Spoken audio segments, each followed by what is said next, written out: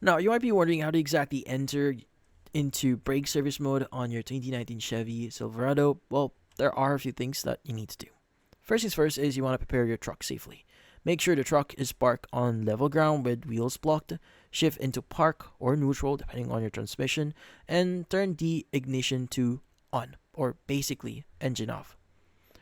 Now, with your foot pressing the regular brake pedal, press and hold down the electronic parking brake, or EPB, switch for about 5 seconds. Now, the park brake lamp on the dashboard should start flashing, and that's your cue that the truck is entering service mode. Now, once the lamp flashes, release the EPB switch, then immediately press and release it again. This triggers the brake calipers to retract. After the calipers have retracted, let go of the foot brake so the system completes its service mode state.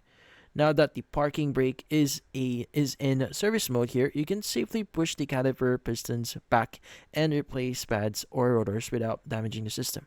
And that's about it. So hopefully this video was able to help you like and subscribe to our channel.